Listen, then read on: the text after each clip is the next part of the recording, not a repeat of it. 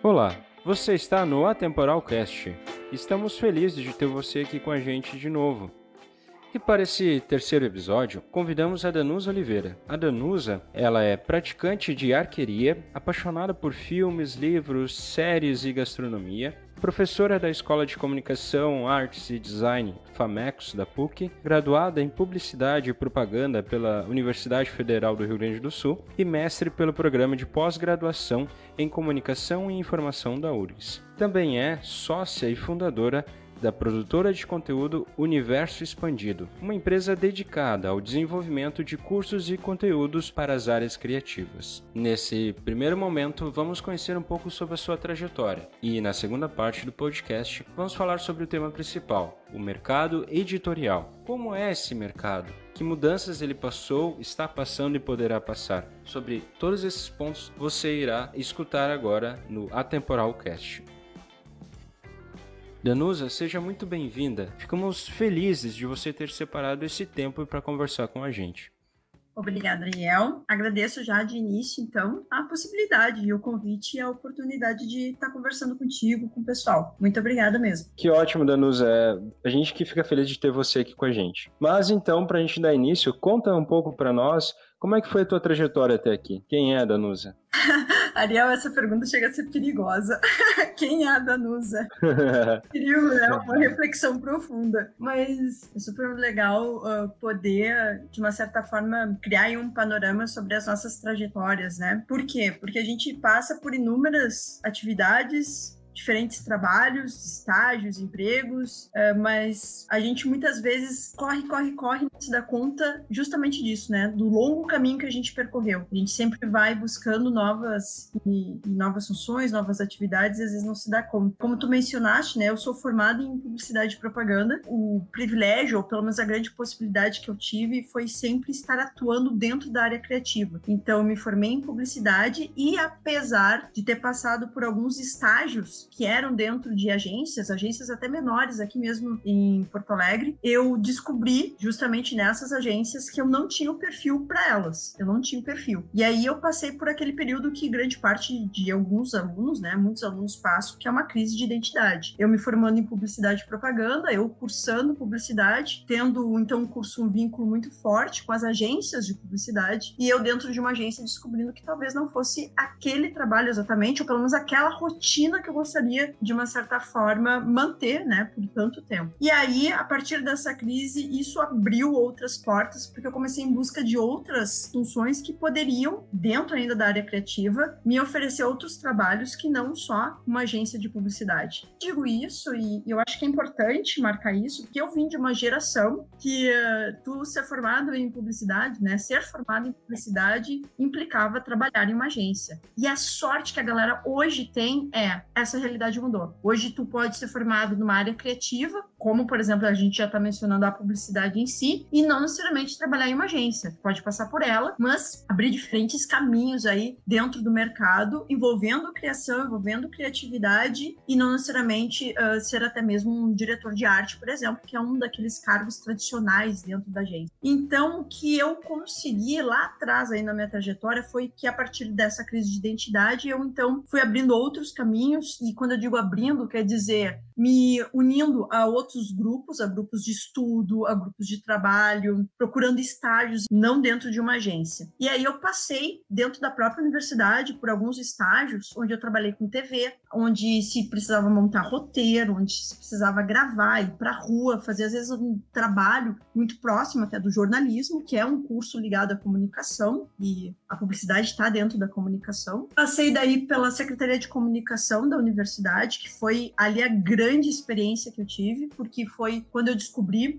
dentro da Secretaria de Comunicação, que eu tinha um pé muito forte dentro do design, que é uma área, né, que hoje a gente sabe aí, ela está muito relacionada com a área da publicidade. As duas andam juntas, apesar de terem as suas diferenças. E lá, então, eu descobri isso, que eu tinha, pensando em criatividade, um viés muito mais voltado para projetos editoriais, para projetos gráficos, porque eu comecei a desenvolver esses projetos lá. Então, a minha trajetória passa, sim, por agências de publicidade, mas em algum momento eu descobri que eu tinha não só habilidade, mas eu tinha paixão por trabalhar com projetos editoriais, projetos muito mais longos, projetos em que demorava-se muito mais tempo, às vezes, para ser desenvolvido, e que se tinha toda uma relação diferente com o trabalho. E aí, a partir disso, eu tive também a oportunidade de trabalhar com softwares, então, que me dá um respaldo para fazer todo o meu processo criativo, né? Ter um desempenho maior. Então, eu tive a possibilidade de conhecer softwares da área criativa, softwares gráficos, que me auxiliaram nisso, a jogar esse mundo todo e expressar isso no papel. Bom, por que eu falo dos softwares, né, Ariel? Porque a partir disso eu fiz cursos que me levaram, olha só como vai se unindo as coisas, né? Eu fiz cursos para me capacitar e a partir desses cursos de capacitação eu comecei a ministrar aulas. Então, eu gostei tanto de não só trabalhar com softwares, mas no momento que eu os compreendi, para mim era muito fácil mostrar para outras pessoas como é que se podia utilizar eles. Isso se desencadeou de tal forma que eu tive o convite de trabalhar numa empresa que trabalhava com isso, justamente, capacitação, tanto para pessoas físicas quanto jurídicas, né, para empresas, capacitação em software da área gráfica. Então, eu trabalhava uma série de questões além de software, trabalhava layout, trabalhava design gráfico, trabalhava, daí sim, a prática em laboratório desses softwares. Então, isso me deu um respaldo gigantesco, né? Por quê? Porque, além de conhecer muitas pessoas, trabalhar com empresas, trabalhar com pessoas de diferentes grupos, trabalhar com muitas pessoas ligadas também à comunicação, ao design, a possibilidade de dar aulas, ou seja, de criar uma metodologia, né? Criar um passo a passo, criar um método, uma forma de tu fazer com que ficasse claro e fosse objetivo, a forma de usar esses softwares, a forma de tu compreender o design gráfico, a forma de compreender como se poderia criar um projeto editorial, tudo isso me levou a mais um passo à frente, que foi tentar entrar na pesquisa, entrar numa pós-graduação para realmente encarar esse universo da educação. Então, eu saí das agências, passei pela TV, passei pelo, digamos assim, por uma secretaria de comunicação que me deu todo o respaldo para a área editorial, mas, ao mesmo tempo, eu acabei caindo na educação.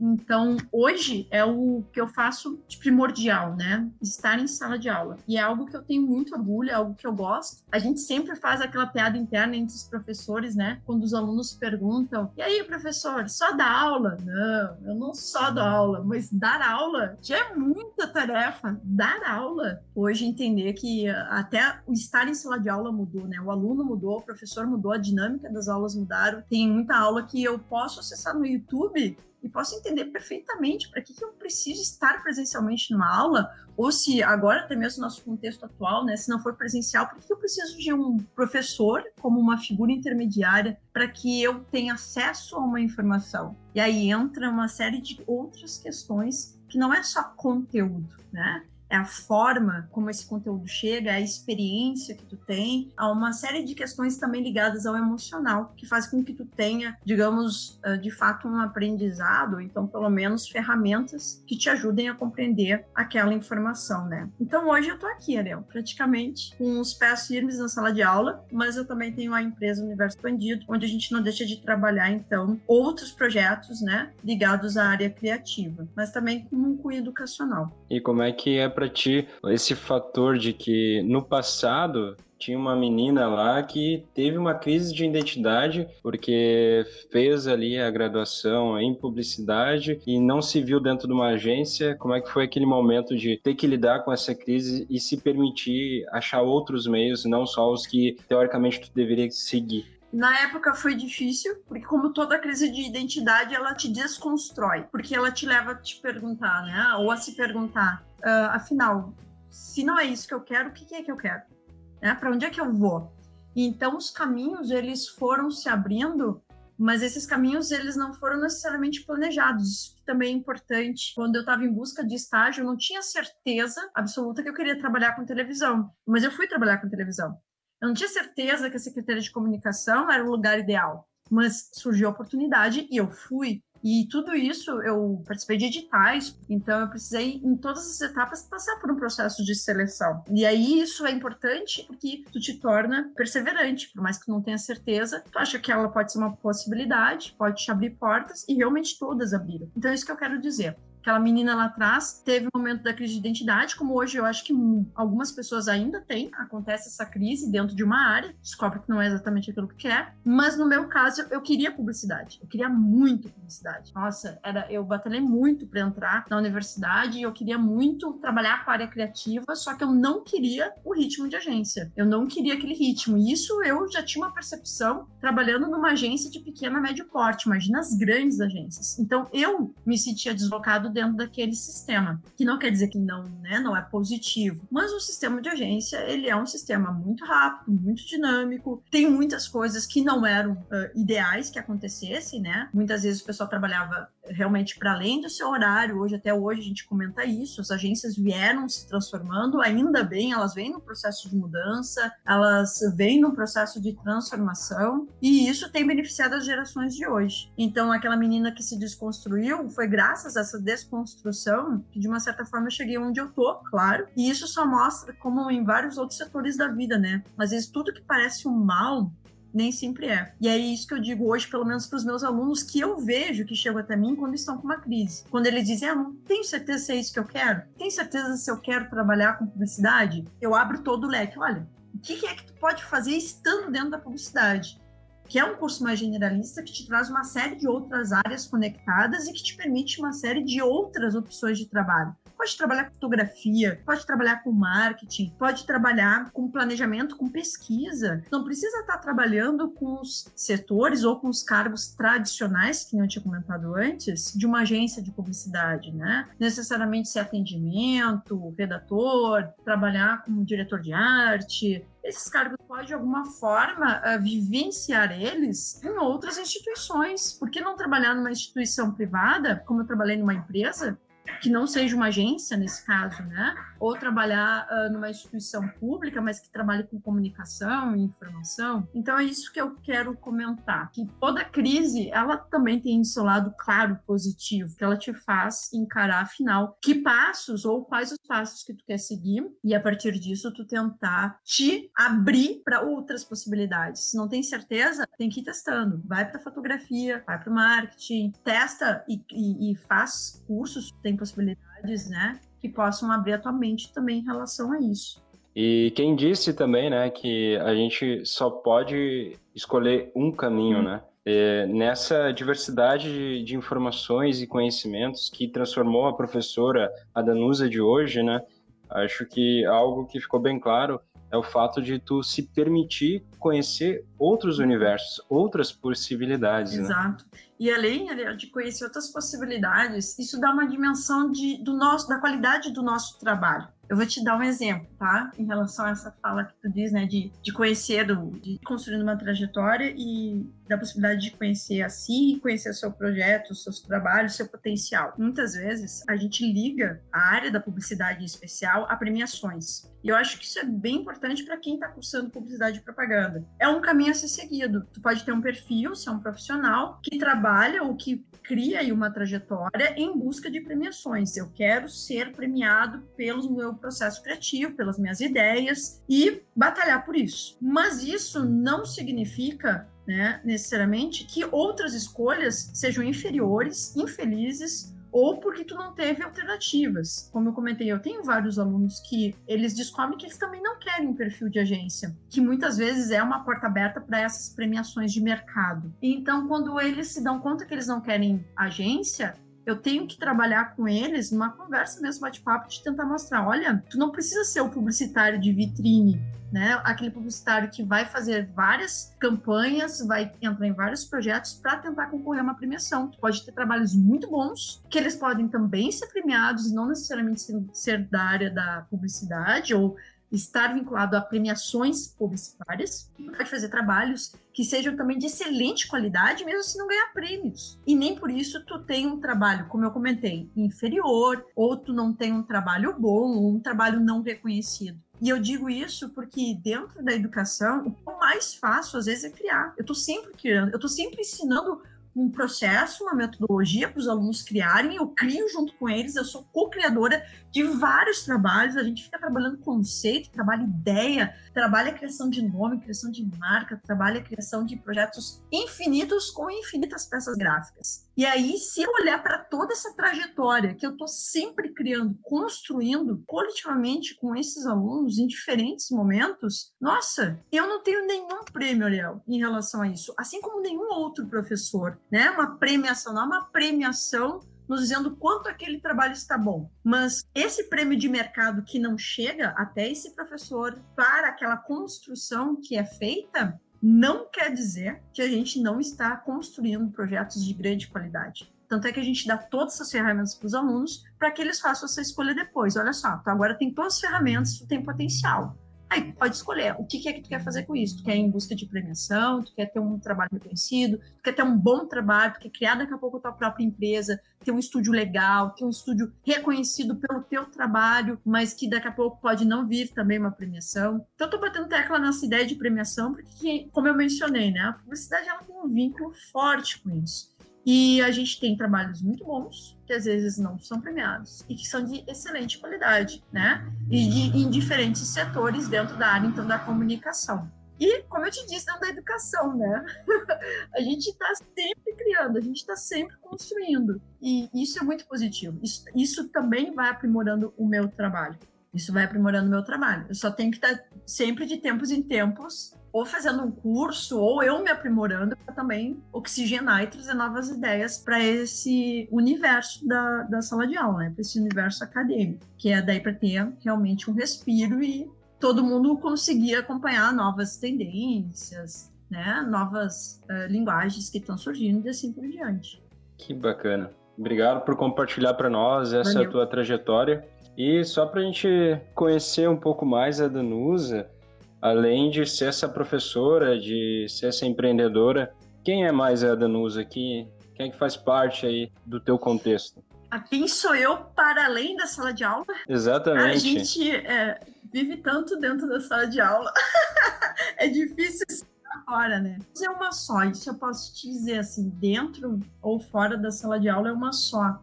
Tenho outros interesses que eles fazem parte da minha vida, que eles de alguma forma giram em torno de mim, ou eu giro em torno deles, e que eu os carrego, né? Eu sou uma pessoa muito ligada à espiritualidade, meditação. Isso é muito importante na minha rotina, no meu dia a dia. É importante para manter uma serenidade, para manter um equilíbrio, né, mental, que óbvio vai desencadeando também para um equilíbrio físico, porque no momento que tu trabalha com muitas pessoas, e eu trabalho com muitas pessoas, são muitas pessoas, né, passando diariamente na tua vida, para que isso não seja efêmero, tem que ter alguma conexão com elas. E, ao meu ver, esse interesse que eu tenho por uma filosofia de vida que me traz, que me amplia assim um olhar para a espiritualidade, para a meditação, como eu mencionei, isso de alguma forma faz com que eu me conecte também mais com as pessoas. Ali no início, né, tu falou, Danusa, né, faz arqueria e tudo mais, porque eu tenho coisas que eu gosto muito, a arqueria é uma delas, né, um esporte que, claro, nesse momento eu não tenho conseguido praticar, já faz até alguns meses que, frequência, assim, eu não estava conseguindo manter por causa das atividades. Mas a arqueria é algo que olha como está relacionado ao que eu mencionei, né? Está relacionado à espiritualidade para mim, porque a arqueria é um daqueles esportes, é uma daquelas práticas que me traz todo um equilíbrio, né? Me exige uma certa concentração, trabalha a respiração e a ideia de força também. Isso é muito importante, né? Tu te sentir forte, assim, no teu dia a dia. Então, espiritualidade, atividades, práticas que te tragam, né, ou que me tragam essa ideia, ou essa sensação de força, de encorajamento, né, tudo isso me leva a uma tentativa de ser, ou de manter uma energia e um pensamento mais positivo no dia a dia. Então, eu acho que essa é a Danusa. Eu tenho família incrível, eu tenho amigos incríveis, e isso tudo faz parte da nossa vida e da nossa construção, né? Certamente eu não estaria onde eu tô se eu não tivesse, óbvio, e parece clichê esse discurso, né, Ariel? Muito clichê, parece aqueles discursos de formatura, né? Quero agradecer meu pai, minha mãe, meus amigos. Não tem como separar isso, assim. Nós somos muito um conjunto aí. Eu sou muito o que pensam de mim, o que eu penso de mim e aquilo que eu realmente sou. E isso constrói a minha trajetória, né? Eu, de fato, cheguei até aqui graças a eles também. E é legal saber esses pontos que tu comentou, né? Porque, principalmente, na verdade, todas as profissões, né? Que a pessoa, querendo ou não, ela vai ter que trabalhar com o lado criativo dela. Por mais que ela diga que não, eu sou uma pessoa que lida só com exatas. A criatividade é algo nato do ser humano, né? Então entra aí essa questão que tu falou da saúde mental, né? Cuidar do teu emocional, mais do que, além de fazer exercícios físicos que contribuem, mas além de fazer um esporte, que nem tu tem o teu, é cuidar dessa questão do emocional, do estado mental, né? Com certeza faz uma grande diferença para a gente conseguir lidar com variáveis Exatamente. do dia a dia. E até né? porque a área criativa, ela às vezes não é criativa. Às vezes, dependendo de um projeto que tu tá, por exemplo, ele é totalmente engessado. Ele vem com um pedido, um briefing fechadinho, tu não tem opção, né, de inserir uma ideia mais ousada, digamos assim, tu não tem possibilidade de muitos diálogos, e aí tu pensa, nossa, mas cadê o meu processo criativo? Às vezes eu estou reproduzindo um trabalho, um pedido que me solicitaram. Pois é, isso acontece na área criativa também. É porque a gente fala em área criativa e pensa, uau, super vou trazer minhas ideias mega ultra blaster aqui, todo mundo vai me conhecer. Não, às vezes ser criativo é trabalhar o óbvio. Às vezes ser criativo é óbvio, e trabalhar o óbvio é difícil, é difícil. Então, que nem tu mencionou, sim, tem daí as outras áreas que não são ligadas à área das humanas e que precisam talvez ainda mais, né, desse apoio em relação à criação ou ao seu lado criativo, ou dar vazão para o seu lado criativo, para não ficar também engessado numa atividade que às vezes ela é repetitiva, né? Algumas atividades são bastante repetitivas. Então, não vou te dizer que a criatividade ou a criação ou a área criativa é a solução para o mundo, mas exatamente como tu falou, isso é nato ao ser humano, né? A gente faz geralmente alguma atividade ou alguma ação que pelo menos dê vazão para nossa criatividade. E eu acho que a gente deve ouvir isso. Realmente é uma forma da gente se manter até mais também saudável, como tu mencionou. Então, Danusa, novamente, muito obrigado por compartilhar sua trajetória com a gente. Mas, para a gente dar continuidade, fala para nós um pouco sobre esse tema principal. Como é que funciona o mercado editorial? Como é que é essa realidade? Então, Mariel, eu tenho um interesse super particular pelo mercado editorial, porque como eu mencionei na minha trajetória, eu acabei me envolvendo em projetos ligados a essa área. E aí vale lembrar que o mercado editorial, ele é vasto. Pode trabalhar com diferentes tipos de impressos e hoje tudo se desdobra também para o digital. Então, desde jornais, revistas, livros e uma série de outros projetos, né? Então, o que acontece? Eu me especializei, ou pelo menos eu tenho focado todos os meus estudos e a minha pós-graduação também foi direcionada para entender um pouco melhor o mercado editorial, em especial do livro, tanto do livro impresso quanto do livro digital. Então, o livro digital, ele é um termo que já tem uso há muitos anos. Ele, de uma certa forma, ele ganhou muito mais vida, ou teve seu ápice, podemos dizer assim, no momento que algumas mudanças tecnológicas foram acontecendo, em especial com o surgimento do tablet da Apple, porque a partir do tablet da Apple, não sei se é possível lembrar, isso foi mais ou menos em 2011, quando a Apple então lançou a primeira geração de tablets, veio nessa pequena tecnologia uma série de multifunções. Entre essas multifunções, a possibilidade de ler livros em diferentes formatos digitais e também de baixar, né, de comprar os apps, os aplicativos que tinham uma história a ser contada. Ou seja, eram apps voltados para a contação de uma história, de um livro. Tanto é que uma empresa tinha criado um aplicativo, um app, que era da Alice no País das Maravilhas, onde Alice no País das Maravilhas era contada com uma mega interatividade para a época, né? Para aquele período lá, alguns anos atrás. Tu precisava virar o tablet, a personagem, ela se movia, os textos caíam, tu tinha a possibilidade de girar com um toque na tela elementos, e tudo isso era muito impressionante. Então, isso levantou uma série de questionamentos. Será que esse é o futuro do livro? Será que o livro vai morrer? Será o fim do livro impresso? Então, isso levantou uma série de discussões que, em alguns momentos da história, já tiveram o seu espaço.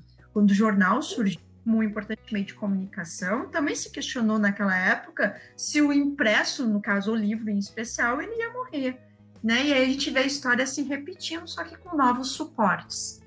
E aí, então, a partir dessas discussões, e eu estava vivendo justamente esse momento, né, de todas essas discussões, a minha pesquisa e as pesquisas que eu comecei a desenvolver, os artigos e o mestrado, todo foi direcionado para isso, para olhar com carinho, com uma atenção, lançar uma luz sobre esse mercado que estava em transformação e que ainda está em transformação. Então, o editorial ele é composto, pensando no livro, por uma cadeia tradicional, com alguns personagens tradicionais. Eu tenho o autor, esse autor ele tem um conteúdo, esse conteúdo chega até uma editora. Dentro da editora eu tenho, então, o editor responsável por fazer uma curadoria do texto, eu vou ter um revisor, se precisar vou ter um tradutor, vou ter um diagramador, eu vou ter uma equipe de marketing, eu tenho uma série de personagens que vão contribuir para a materialidade do livro, da existência dele, até chegar então no distribuidor, esse distribuidor levar para a livraria os livros, e aí, enfim, chegar no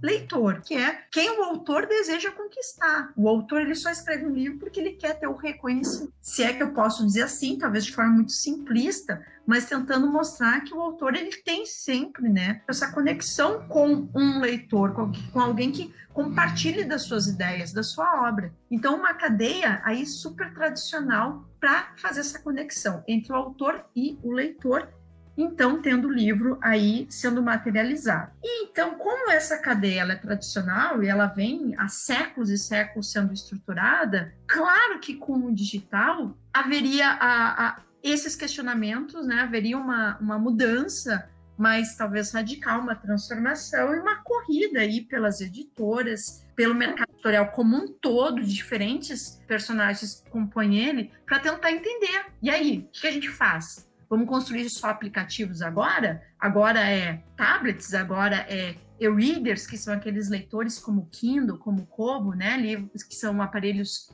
dedicados, como a gente diz, para fazer a leitura desses livros digitais, daqueles formatos que não são tão interativos como os aplicativos, mas que são excelentes para leitura, né? Que também têm suas vantagens, seus benefícios. Então, se surgiu todas essas discussões e essa corrida para se tentar entender quais seriam os próximos passos que o mercado editorial tomaria. Então, como eu te mencionei, o mercado editorial é um mercado que ainda está em transformação.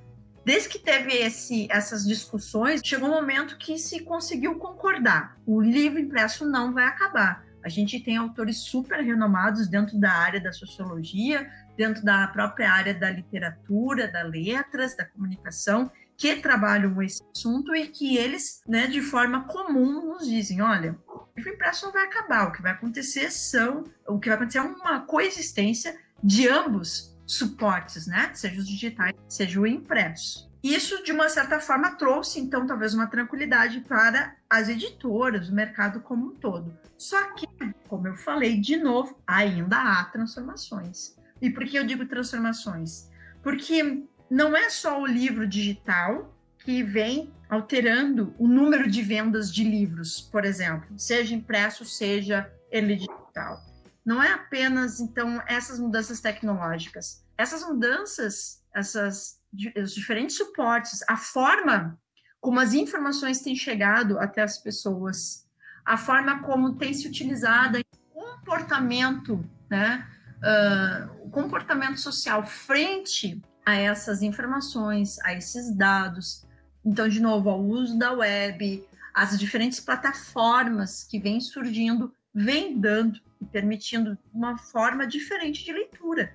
Então, a leitura, a forma de ler tem mudado. Então, se a forma de ler tem mudado, o leitor nato, ele também tem se transformado.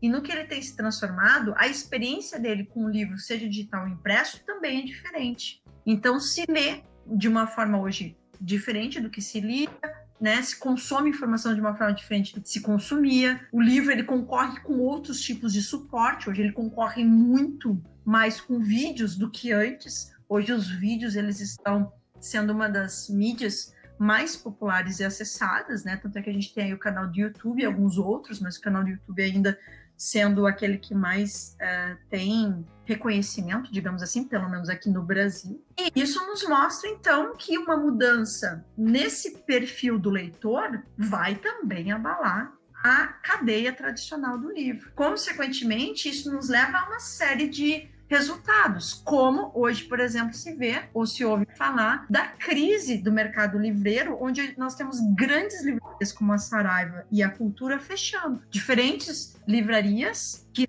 não conseguiam espaço, né? Livrarias pequenas que não conseguiam espaço por causa dessas mega stores, dessas grandes livrarias que concentravam, né, a distribuição dos livros. O que acontece hoje? Hoje as pequenas livrarias estão conseguindo, né, até se manter, estão conseguindo abrir um espaço no mercado, enquanto que as grandes livrarias estão fechando. E elas estão fechando por quê? Por todas essas mudanças que estão acontecendo, né? Que vai envolver uma questão também financeira, uma questão de organização de dinheiro, de pagamento para as editoras. E aí a gente vê elas quase entrando em falência, as editoras tendo que negociar ou distribuir o seu livro não mais somente com essas grandes livrarias, tendo que abrir espaço aí no mercado para fazer uma distribuição um pouco diferenciada do que fazia tradicionalmente.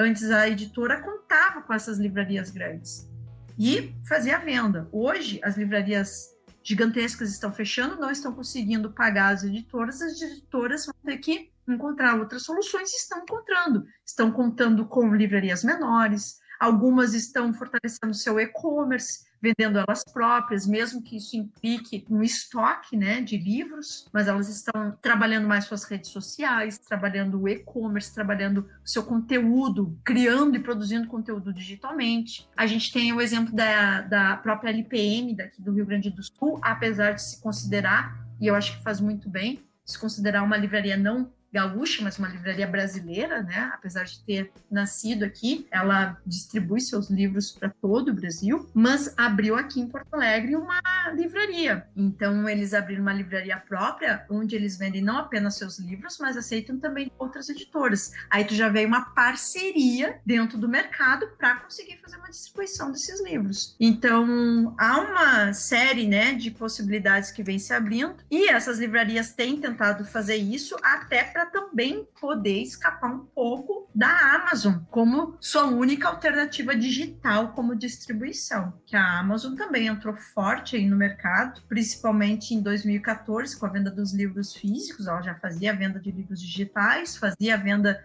do Kindle, mas a força veio depois de 2014, mais ou menos, e ela ganhou muito espaço, né? E vem ganhando espaço. Não somente a lógica de distribuição por prazos curtos que eles conseguem entregar, mas também de preços, né? Eles fazem ali uma política de preços que às vezes eles conseguem cobrar um livro por um valor muito menor do que a própria editora, porque a Amazon não sobrevive apenas dos livros que vende, ela vende outras tantas mil, né, produtos. Então, ela consegue, às vezes, criar essas estratégias. E aí é uma concorrência forte com as editoras, né? E com as livrarias.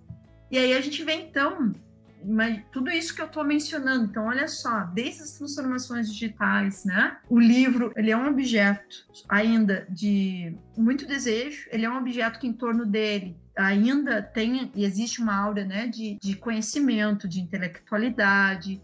Tem gente que costuma comprar, às vezes, mais livros do que lê-los, né? Acaba comprando, não consegue ler, não dá conta, mas está lá, na livraria, está no estante, gosta de ter o seu livro físico, gosta da coisa de perceber os acabamentos de forma tátil, né? Um acabamento especial na capa, uma folha diferenciada, gosta do projeto gráfico, gosta de ler, ou então, como eu disse, não dá conta de ler, mas gosta do seu livro físico. Outros, que nem eu, no caso, né? Talvez eu possa usar meu exemplo, eu adoro o livro físico, compro vários livros, mas também adoro o livro digital. Aí onde é que eu leio? Eu leio em todos os suportes, eu leio celular, eu leio no Kindle, eu leio no Kobo, eu leio no PC, mas ter essa mobilidade, né, de poder ir trocando e ter a possibilidade de ler em diferentes plataformas é algo até recente, né? Ter essa possibilidade e ter essa facilidade de transitar pelas plataformas, ela é recente. E mesmo assim não é gigante o número de pessoas que fazem isso. Ainda tem o pessoal que prefere ou o digital ou o físico e assim por diante, né? Então, Ariel, falar do mercado editorial é extenso. são séculos e séculos, envolve o processo de leitura, envolve o livro em si, né, a construção dele como um objeto, mas o que eu tentei dar um panorama aqui é que nós atualmente estamos vivendo, nem citando a pandemia, né, atual, mas nós estamos vivendo, nos últimos tempos, uma transformação no mercado editorial. E quem estuda mercado editorial, quem tem interesse, quem gosta de livros, talvez perceba, seja como consumidor, pelos preços, pela forma como ele consegue ter acesso aos livros. Há uma série, né, de discussões dentro do mercado editorial que podem ser levantadas e às vezes até nem respondidas, né, porque há muitos pormenores aí que nos conduzem a ter acesso ou não aos livros. Que incrível, Danusa. E essa questão é que é um mercado em que, pelo menos eu que transito aí em alguns eventos de empreendedorismo, inovação, que não é muito discutido, mas é um mercado aí bem que está se evoluindo, está em constante movimento. Pelo que tu falou, tem uma grande oportunidade de negócio aí também. Essas mudanças, quem estiver atento, pode aproveitar essas oportunidades, né? Uhum. E eu vejo como reforça o fato de que a gente vive na era da experiência, né? Exato. E não é só uma questão de ter um livro de qualidade ou ter um livro de uma pessoa renomada, porque o livro impresso é melhor que o digital, ou que o digital é mais inovador. Não, é uma questão de experiência, né? Que nem tu falou, tu tem teus livros, tuas paixões impressas, mas tu também tem a liberdade de poder carregar vários livros sem ter aquele peso exorbitante na mochila para poder ler onde tu quiser, né? Sim, e exatamente como tu falou, às vezes não se discute muito, talvez, o mercado editorial, mas ele está presente, mesmo que a gente não perceba, ele faz parte da nossa vida. Por quê? Porque nós consumimos informação. Tá, e o que isso tem a ver com o mercado editorial? Tem tudo a ver com o mercado editorial, porque se tu consome informação, tu consome essa informação por outras mídias. E essas mídias, em algum momento, é muito possível, pode até não acontecer, mas é uma grande chance de passar pelo mercado editorial. Vou te dar um exemplo, tá? O mercado editorial, ele de tempos em tempos, ele tenta encontrar, enfim, um potencial de leitura, né? Digamos, a moda do momento. Ele tenta encontrar um assunto, uma informação, um conteúdo que tenha potencial para estourar. Se olhar para trás, alguns anos agora, isso há 3, 4 anos, não é muito tempo, né? O que estava assim em voga? Tu entrava na livraria, olha, a primeira gôndola da livraria estava repleto de livros ligados a youtubers. Aí era a vida do youtuber, era o que você faz, né? Como você se alimenta, onde você vive, qual é a grande sacada do seu sucesso. Youtubers super jovens. E aí tinha a Kéfera, tinha, né, Felipe Neto, tinha vários outros, assim, diversos youtubers. Então se pegou um filão, né? O mercado editorial percebeu que os youtubers estavam em alta, pegaram esse filão e transformaram eles em quê? Em um outro produto. Então tu vê aí o intercruzamento, né? Como está interligado essas mídias. Porque o youtuber, ele trabalha com a mídia que maior tem potencial no atual momento, que é o vídeo. Para que ele precisa de um livro? Porque o livro, ele ainda é considerado um objeto de seriedade, de credibilidade, que reafirma uma história, né? Que contém uma memória. Muitas vezes se aproveita, né? Essas outras mídias aproveitam, sim, espaço secular, esse espaço que o livro tomou conta para se reforçar. Então, o que eu quero dizer é que os youtubers, eles podiam não lançar um livro, mas eles lançavam porque isso reforçava a imagem deles. E isso também trazia uma credibilidade ainda maior para a imagem deles, né? Ter a sua história contada, impressa, registrada. Então, essa imagem mental que nós temos, que o livro nos traz, né, de memória, de guardar, de armazenar, é a forma de registro, uma das formas de registro mais antigas que nós temos, né? Então, não tem como apagar isso do livro como objeto. Então, os youtubers viraram livros, né? A história deles viraram livros. Os filmes, muitos filmes são baseados em livro. E aí, se um filme não é baseado num livro, o que acontece? Às vezes o filme vira livro. É interessante de observar isso, né? Tu tem um músico que tu adora, é muito possível que em algum momento ele tenha uma biografia lançada da história dele, mas ele não tem nada a ver com o livro. Não, mas ele tem tudo a ver com a música, mas a história dele vale a pena ser contada. Então é isso que eu quero dizer para retomar, eu acho que fechar a ideia, né? Por mais que não se discuta, às vezes, o mercado editorial está mais presente na nossa vida, nas outras informações que a gente consome do que a gente imagina, né? Ele está presente. Seja a gente consumindo um livro ou então uma história que foi baseada no livro.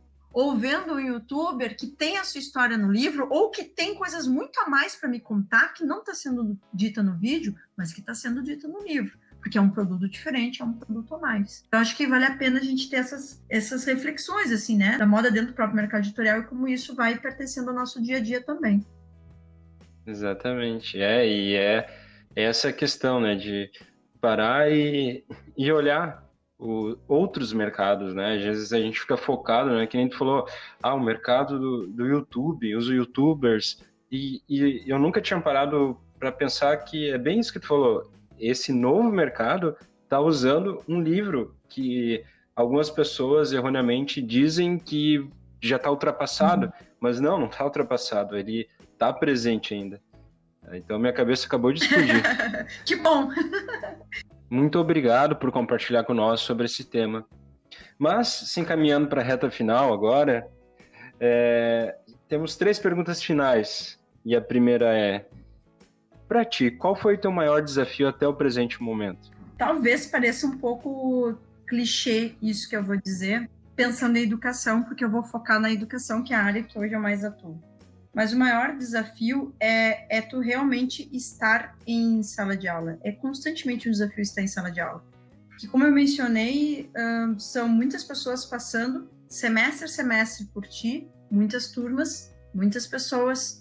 E para que isso não seja efêmero, para que não seja só mais um, para que cada aluno não seja um número, há um desafio. Há um desafio não só no método que tu cria para que um conteúdo possa ser compartilhado, mas também nos laços que possam ser construídos, para que faça sentido, para que não seja só maquinal, para que faça sentido, né? Para que gere sentido. Então, eu acho que, sim, um dos maiores desafios, e ainda é constantemente tu estar te recriando dentro da sala de aula. Não cair no comodismo e estar se recriando, se reconstruindo em sala de aula. Isso é realmente um desafio. Obrigado por compartilhar. Fica a dica aí para quem diz: você só dá aula, né, professora? Eu sempre... Olha, pessoal, acho que todo professor já ouviu isso pelo menos umas 50 vezes. Só dá aula, não. Bom, e para ti, qual foi, assim, a tua maior conquista até o presente momento? A minha maior conquista... Olha, profissionalmente, as minhas maiores conquistas, elas estão ligadas muito à pesquisa. E o que eu quero dizer a pesquisa, né? Quando eu fiz a pós-graduação, eu gerei muito artigo, muito material a partir de todo o estudo que eu fiz.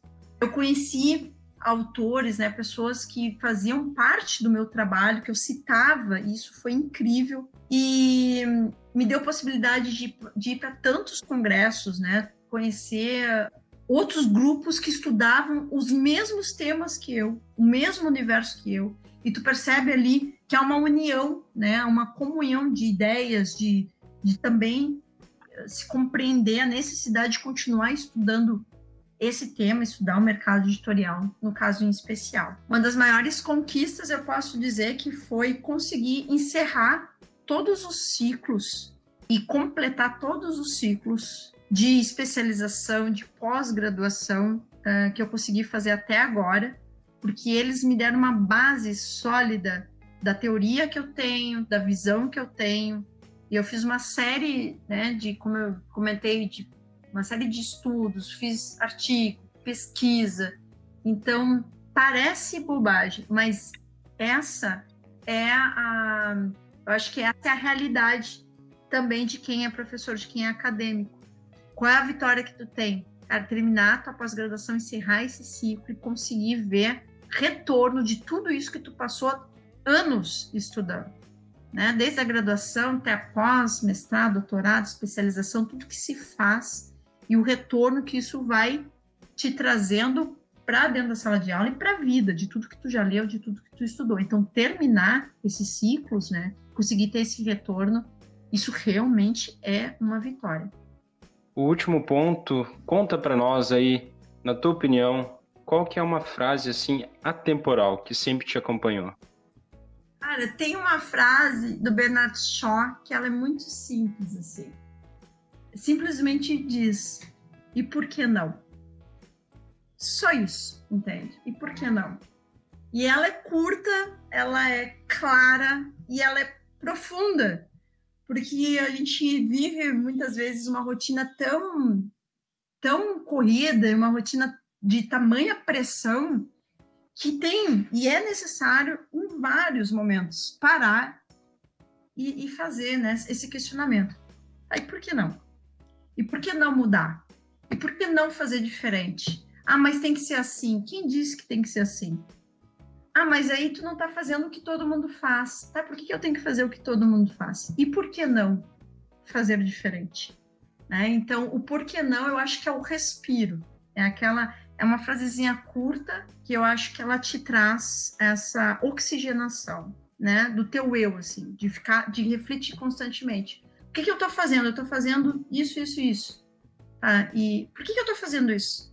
Tá, por qual coisa? Tá. E por que eu não faço tal outra coisa? Ah, porque não dá. Tá, e por que não? Por que não dá? Quem disse que não é possível? Quem disse que não é viável? Quem disse que é ousado demais? Então, acho que por mais perguntas como essa, né? Mais do que frases, sentenças, afirmações, acho que o mundo deveria ter mais perguntas. Essa é a pergunta, né? Que poder tem nessa pequena frase atemporal, hein? Não, né? Mas então tá, Danusa, foi muito incrível ter você aqui com a gente, compartilhando a tua vivência, a tua trajetória, trazendo um pouco dessa realidade que existe no mercado editorial, né? E é uma realidade que tá aí e pouco se fala. Isso faz com que seja uma grande oportunidade para quem esteja escutando, que seja do ramo ou que não seja, né?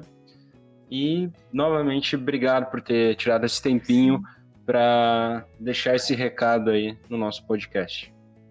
Eu que agradeço, né, de novo, a possibilidade, a oportunidade, e queria te dar parabéns por esse projeto, por esse trabalho, pelos podcasts. Eu tenho ouvido os outros e acho que é super pertinente. Acho que os assuntos tratados, eles são importantes, e principalmente trazer pessoas que são pessoas que no dia a dia estão produzindo muito, né? A gente produz muito, trabalha muito, faz muito e influencia muitas pessoas. Nós somos não influenciadores digitais, às vezes, né? Grandes seguidores nos canais, mas influencia ainda mais se tratando da educação, influencia alunos, influencia pessoas, né? Gera ideias, produz principalmente reflexões. Então, acho super importante e super válido, e por isso eu quero te dar parabéns, de trazer esse tipo de profissional, né? Que às vezes não é um profissional mega super premiado, mas ele tem a sua premiação. Ele tem um valor absoluto dentro dessa engrenagem, porque ele cria essas movimentações, essas reflexões, esses pensamentos que são muitas vezes pensamentos que vão sair da caixa, que vão inovar, que vão se desdobrar mais lá à frente, um aluno, um amigo do aluno que participa de um projeto e assim por diante. Então, eu acho super legal essa tua proposta. Parabéns, continue, e que o pessoal que está nos ouvindo possa curtir e gostar também. Achei super legal. Obrigadão aí pelo incentivo, com certeza foi um gás aí pra gente continuar nesse projeto. Novamente, nós que agradecemos, Danusa, por tu ter tirado esse tempo para conversar com a gente. Um agradecimento especial a você que está nos ouvindo. Ficamos felizes de você estar aqui no Atemporal Cast. Bom, se você quiser saber e conhecer um pouco mais sobre a Danusa, pode seguir ela no Instagram, danusa.oliveira. A gente vai deixar o link aqui na descrição do episódio. Esse foi mais um Atemporal Cast. Até a próxima, Atemporais!